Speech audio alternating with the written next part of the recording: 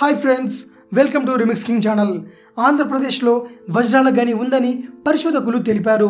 అనంతపురం జిల్లాలోని కళ్యాణదుర్గం అటవీ ప్రాంతంలో వజ్ర నిక్షేపాలున్నట్టు కనుగొన్నారు. దీంతో నమూనాల సేకరణకు కేంద్ర అటవీ పర్యావరణ మంత్రిత్వ శాఖకు చెందిన అడ్వైజరీ కమిటీ గుట్టపు బావుల తవ్వకాలకు అనుమతులిచ్చింది. కళ్యాణదుర్గం నియోజకవర్గంలోని బ్రహ్మసముద్రం మండలంలోని పిల్లలపల్లి అటవీ ప్రాంతంలో 153 హెక్టార్లలో ఈ నిక్షేపాలున్నట్టు గుర్తించారు. అందులో 64 గుట్టపు బావుల తవ్వకానికి కేంద్రం అనుమతినిచ్చింది. నేషనల్ మైనింగ్ డెవలప్మెంట్ కార్పొరేషన్ ఆధ్వర్యంలో ఈ తవ్వకాలు చేపట్టేందుకు అధికారులు సిద్ధమవుతున్నారు. జిల్లాలోని వజ్రకరూరు ప్రాంతంలో ఇప్పటికీ వర్షాలు కురిసిన ప్రతిసారి వజ్రాల వేట సాగుతూనే ఉంది.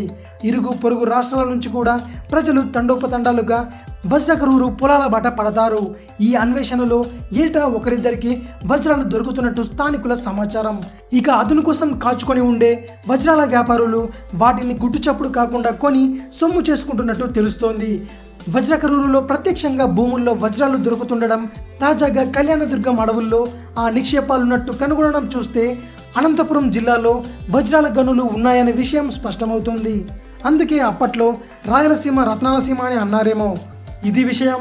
మరిన్ని వార్తల కోసం రిమిక్స్ కింగ్ ఛానల్ని సబ్స్క్రైబ్ చేయండి. Thanks for watching. బాయ్.